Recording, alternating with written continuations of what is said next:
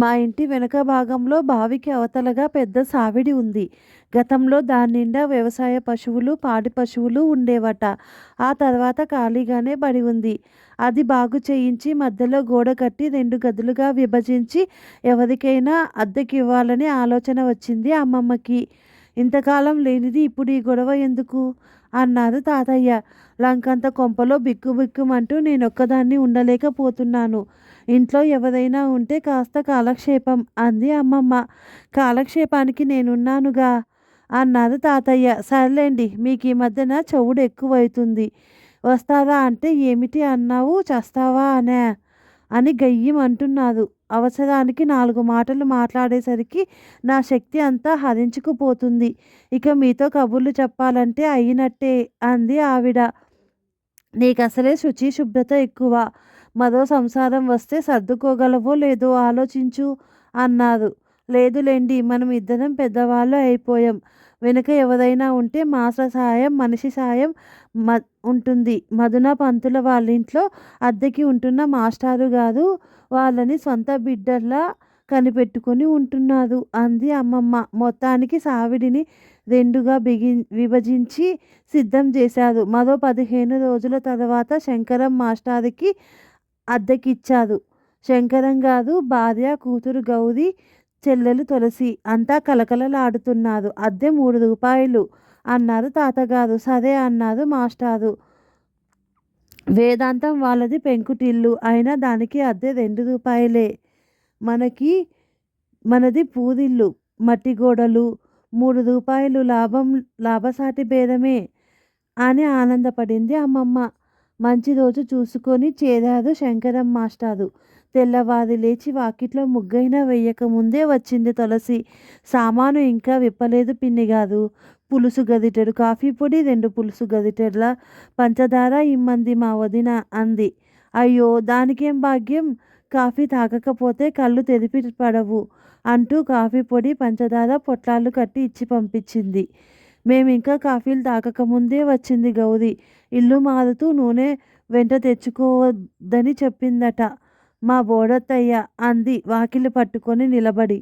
నిజమేమది, మీ బోడత్తయ్య పద్ధతులు తెలిసిన మనిషి అంది అమ్మమ్మ. అది కాదు, 2 చెంచాల నువ్వుల నూనె ఇమ్మంది మా అమ్మ, దీపం పెట్టుకుంటుందట అంది. నిజమే మరి, కొట్టు తీసేదాకా దేవుడి దగ్గర దీపం పెట్టుకోకుండా ఎలా ఉంటారు అంటూ లేచి చిన్న ఇత్తడి గిన్నెలో నూనె వేసి ఇచ్చింది అమ్మమ్మ.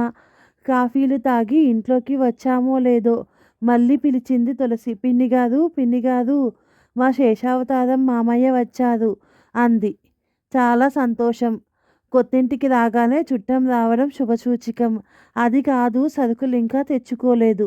ఇక్కడి నుంచి అక్కడికి వెళ్ళే ముందు అన్నీ కొనుక్కొని ఎడాపెడా పారబోసుకునే బదులు ఇక్కడ అన్నీ అవగొట్టుకొని అక్కడికి వెళ్ళి అన్నీ కొనుక్కోవడం లాభదాయకం అంది మా బోడత్తయ్య అంది వినయంగా.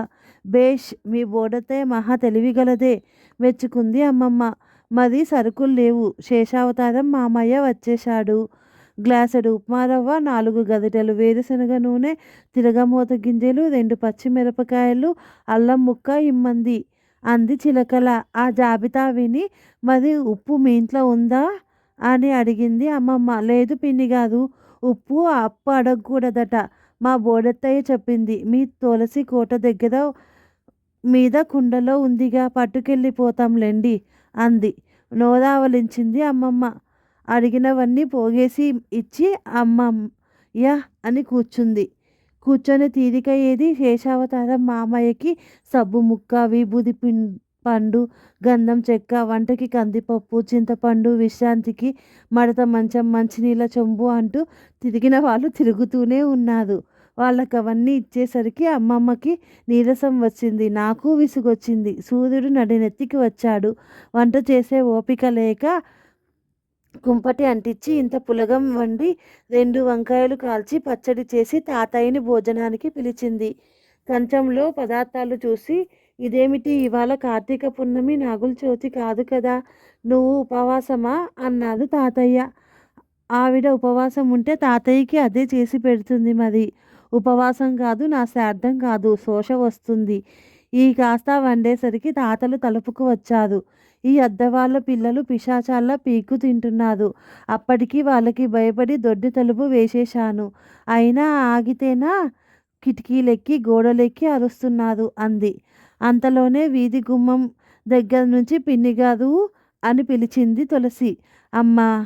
అమ్మమ్మ సైగ అందుకొని నేను వెళ్ళి అమ్మమ్మ పనిలో ఉంది, ఏం కావాలి అన్నాను. శేషావతారం మామయ్యకి పటిక బెల్లం ముక్క ఒక్క పలుకు ఇమ్మంది అని అడిగింది. అవి ఇచ్చి వాకిలి తలుపు కూడా మూసి వచ్చేశాను. ఇవన్నీ ఇచ్చే బదులు ఆ శేషావతారం గారినే మన ఇంటికి పిలిస్తే పోయేది, అన్నం పెట్టిన పుణ్యం దక్కేది అన్నారు తాతయ్య. ఇంకా నయం, ఇదే అలుసుగా తీసుకొని చుట్టాలందరినీ మన ఇంటికి తోలేస్తే ఎట్లా చచ్చూరుకుంటాం అంది అమ్మమ్మ. వాళ్ళ పిన్నిగారు అని ఇంటి చుట్టూ తిరుగుతున్నా పట్టించుకోకుండా దొంగల్లా ఇంట్లోనే ఉన్నాం, కిటికీ తలుపులు మూసుకొని. మా తాతయ్యకి చెమట పోసింది. విసనకర్ర ఇమ్మన్నారు. విసనకర్ర ఆ శనిగాళ్ళు పట్టుకెళ్ళారు. శేషావతారం మామయ్య విసురుకొనేందుకు అంది అమ్మమ్మ. పోనీ ఆ తాటాకుల విసనకర్ర ఇటు పడేయ్ అన్నారు. అది వాళ్ళే పట్టుకెళ్ళారు. శేషావతారం వీపు గోక్కునేందుకట. ఉసూరుమంటూ అంగవస్త్రంతోనే గాలి విసురుకున్నారు తాతయ్య. అద్దెకొచ్చి అరపూట కాలేదు. నెల అద్దెకి సరిపడా సామాన్లు లాగేశారు. ఈ లెక్కన వీళ్ళందరినీ భరించగలమా అన్నారు. ఏదో పెద్ద వయసులో ఇరుగు పొరుగు ఉంటే ఆసరాగా ఉంటుందని ఆశపడ్డాను. ఈ తద్దినం మనం భరించలేం, రేపే ఖాళీ చేయమంటాను అంది అమ్మమ్మ. మర్నాడు తెల్లవారుతూనే వెళ్ళి వాళ్ళని ఖాళీ చేయమని చెప్పేసింది అమ్మమ్మ. కొత్తింట్లో చేరితే 6 నెలల దాకా ఖాళీ చేయకూడదట. అలా చేస్తే ఇంటి వారికి అరిష్టమని చెప్పింది మా బోడెత్తయ్య అన్నారు ముక్తకంఠంతో. చచ్చం, 6 నెలలు వీళ్ళని భరించాలంటే నా వశమా? నాకున్న ఆ మడి కాస్త కరిగిపోతుంది అన్నారు తాతయ్య దీనంగా. Thank you for watching.